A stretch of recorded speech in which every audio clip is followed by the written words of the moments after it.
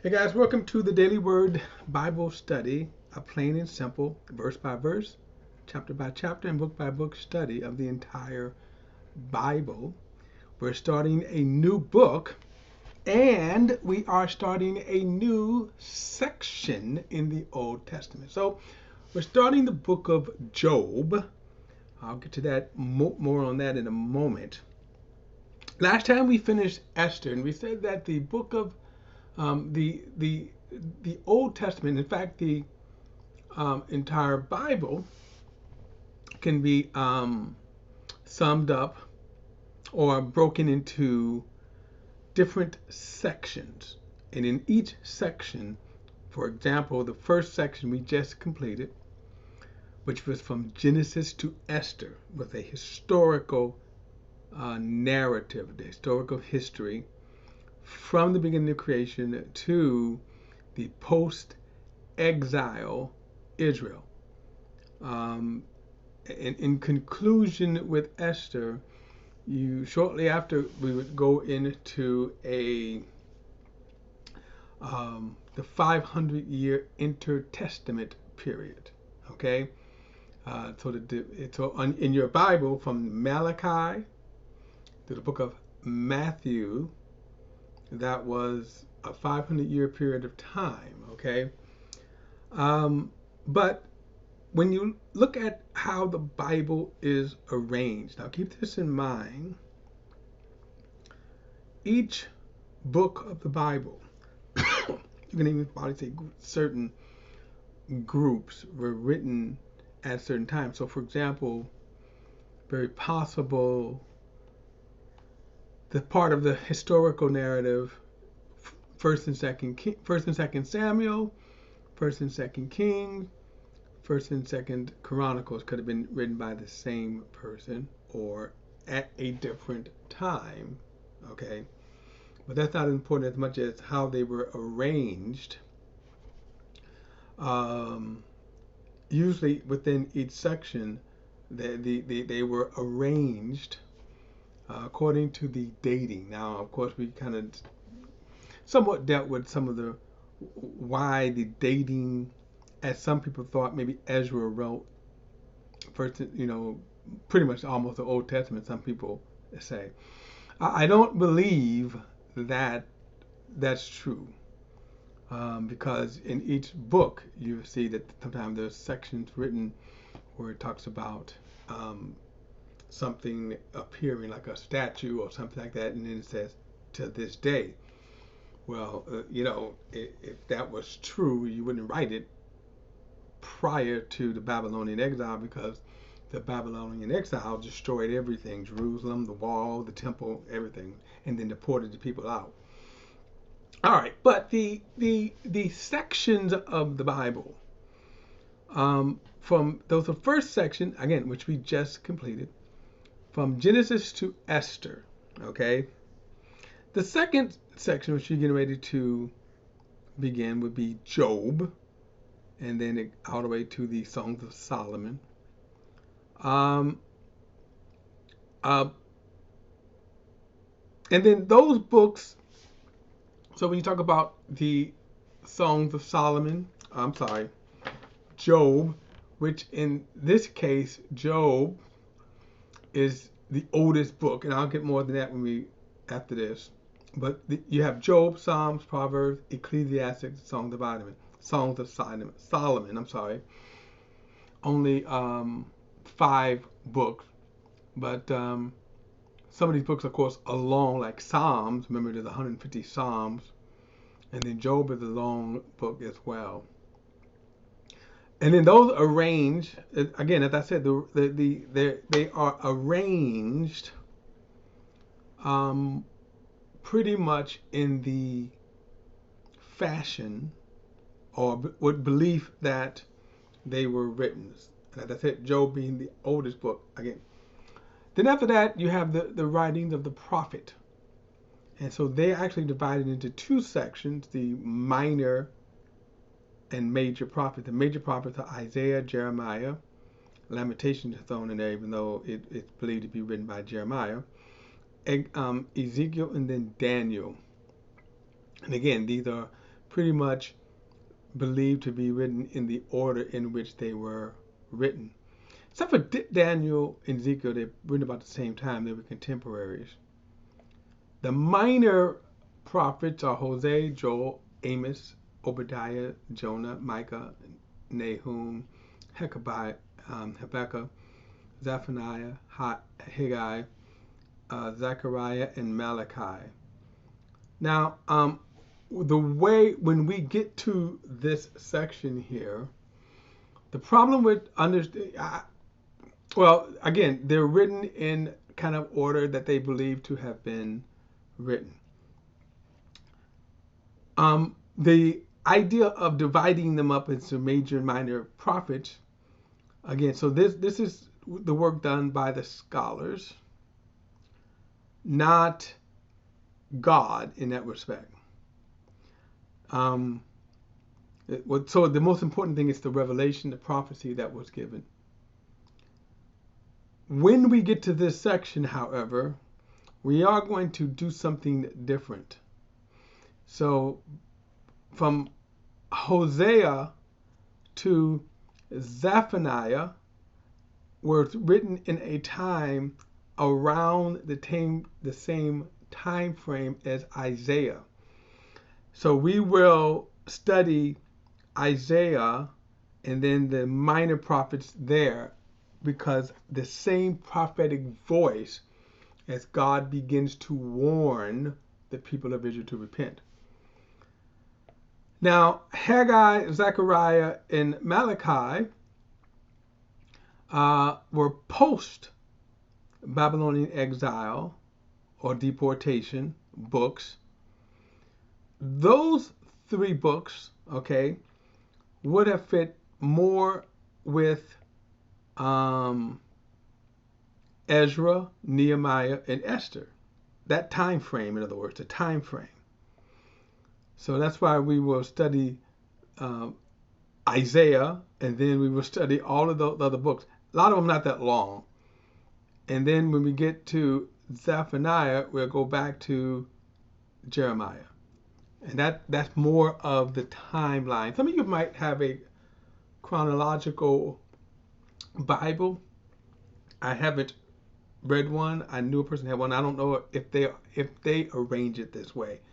Chronological Bibles, if they do that, I don't know how they would do that in terms of, I mean, the first section, when we talk about the book of, I mean, the first historical section, I don't know how they would do that. I just don't know how. But anyway, that's how in terms of the Old Testament, that's how we're going to, in a sense, study the Old Testament. Okay. I'm getting too far in the reads here. And then, of course, there's the New Testament, in which you have the Gospels, the four Gospels, including Acts, and then the letters of Paul, and then the other letters, a few letters of the apostles and writers there. So we're in Job, and so this section is called the Book of Wisdom and Poetry, things like that. I don't know about poetry as much as you can say wisdom. And then, of course, there's the Book of Psalms itself, which is 150 Psalms. Really, it's not the when we get to the, of course, it's called the Book of Psalms. Much like the Bible, the Psalms is a collection of songs. And so we'll get into that more, because some from Moses, some from, mostly I'm going to say from David. So, and then there's prophetic words in there. All right, so Job, the book of Job. So this is, of course, would be just an introduction to the book of Job, and then we'll kind of get more into it in the next study. But so Job is known as probably the oldest book. So even though Moses writes in his book Genesis, okay, he starts with creation. Well, remember, he's writing this, and Moses is the one who's writing this, so the timeline in terms of when the book was written is much, much further along, okay, centuries, than the timeline of Moses. So if you want to put the timeline of Job, you would have to put Job around the time of Abraham, okay? Possibly even before the time of Abraham. And of course, there was no Jewish nation at that time.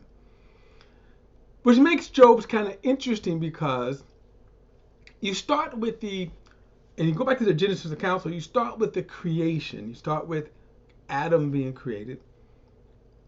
And then you see God's command to Adam not to eat of the tree. He says, because in the day that you eat of the tree, you will die. Well, we know Adam did eat of the tree, and he lived some 900 years.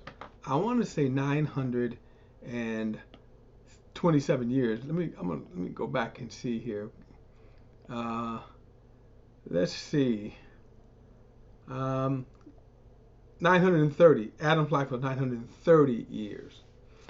Some people have a real hard time understanding that.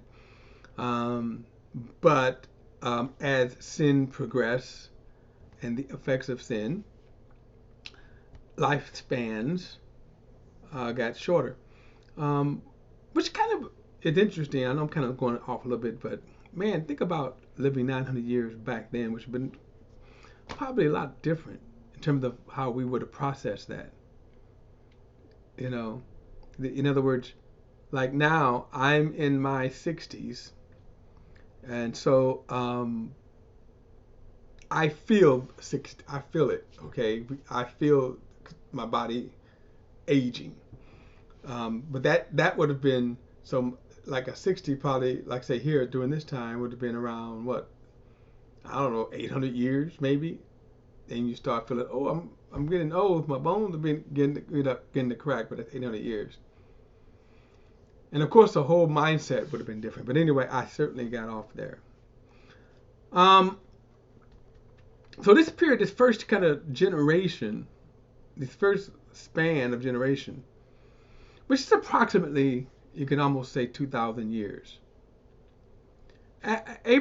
Job probably would have been around the time after, let's say this first generation, the first 11 chapters of Genesis. Job probably would have come in after that, as you get, as I said, around the time, of Abraham, and then possibly before. Now, what is amazing about this time, however, is that Job is very God conscious. And that's what's amazing about this, that Job is very God conscious. Now, one of the things to understand about when we read the Bible, that we're focused, that the narrative is focused. Like when you read through, as we read through, and I said this throughout, the focus on Israel was one thing, but we oftentimes would forget that there was a world out there, okay? And a pagan world, a world that did not know God, a world that did not follow God. What is interesting about the time of Job is that sinful man lived. They were aware of God. And we see some things here. We're going to see some things about Job that is very interesting. In other words, he's very much aware of God. So in this sinful world around him, he's very aware of God, who God is, the true God. In other words, he's not worshiping a pagan God. He's worshiping the true and living God. Now, as we get into Job, Um, the first two chapters of Job is the setup, and boy, it is a setup, right? So then from chapters 3 all the way to about 36, um, 37, like that, it becomes a human story. Now this is what I mean. Um, Job, as we will see, is a righteous man. God himself will say he's a righteous man. God will allow Satan to completely destroy his life. And Job, understandably, won't understand that. And then we're going to see from chapters again 3 to, like I say, 37 is a discourse between Job and three of his friends. That's the bulk of the book. And then we're going to see, as you get into chapters 38, God is going to address Job and kind of answer some questions that Job has. So while it's a long book, as these customers would go, um, it is a fascinating book because, in essence, they somewhat answers some of the questions like we may have, like why does God allow suffering? Now, you're not going to answer that question directly. More so, the question arises for us as we read, well, why did God give permission for Satan to destroy a righteous man? That would probably be the most baffling question that we would have to answer. There is a reason. We'll get into it. I'll say this, even though Job asked the question himself, God doesn't answer him. And that's why this book becomes very fascinating, because what we see from the beginning to the end is that God is God. God is sovereign. He doesn't answer to man. He doesn't feel that he owes man. Another thing is this idea when we're here on earth, that how arrogant we can be. Well, God, you need to answer my questions. And I'm going to throw in this, I'm angry at God. I'm this and that and other of God. Are you? And that's fine until God shows up. And that's what we're going to see right here. Job got that way. Job got to the place where he was like, okay, I'm not understanding God. Boy, if God was here, I would ask him this, that, and the other. And God shows up and says, okay, let's talk. And then Job has nothing to say. He's like, So a lot of this study will be kind of reading back and forth between the Job's friends. So buckle up for that. Okay, buckle up for that. Again, this will be a fascinating story, as I said, because it is going to somewhat answer some questions. And the reason why I'm putting it that way is because I didn't say you would get a satisfactory answer, a satisfying answer.